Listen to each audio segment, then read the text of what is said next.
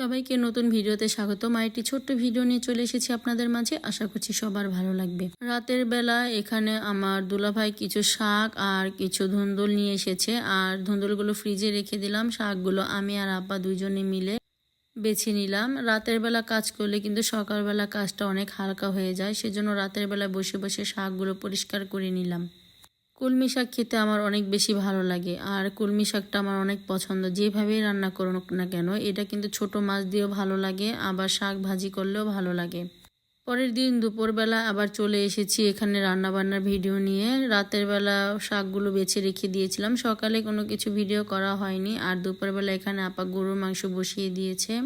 আজকে গরুর মাংস দিয়ে চিতই পিঠা খাবো দুপুরের খাবার। আর আমার ছেলের পছন্দের সবগুলো খাবার আপা রান্না করছে। আপা জানে আমার ছেলে কী খেতে পছন্দ করে। গরুর মাংসতে আলু দেওয়ার জন্য আলুগুলো কেটে নিয়েছি, আর পিঠা বানানোর জন্য এখানে পিঠার চালগুলো ভেজে নিয়েছে।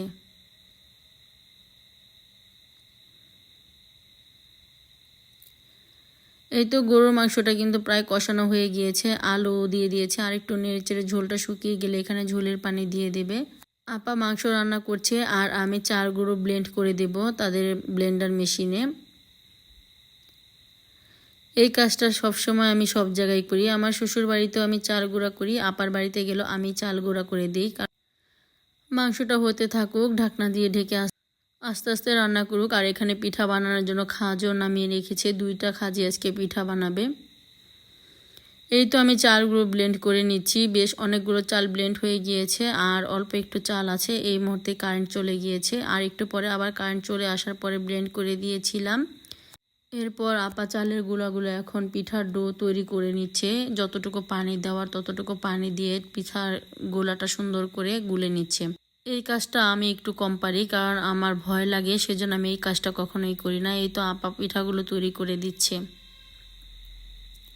এখনও গরুর মাংস হয়নি, তাই একটা খোলা বসিয়ে দিয়েছে। গরুর মাংস হয়ে গেলে 2 খোলায় বানানো শুরু করবে।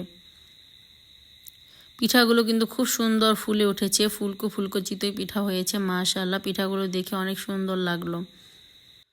প্রত্যেকটা পিঠাই কিন্তু একেবারে ফুলকো ফুলকো হয়েছে। আর এমনভাবে পিঠা ফুলে উঠলে কিন্তু পিঠা বানাতে একটু কষ্ট হয় না। যখন পিঠা না হয় তখনই কিন্তু পিঠা বানাতে কষ্ট হয়।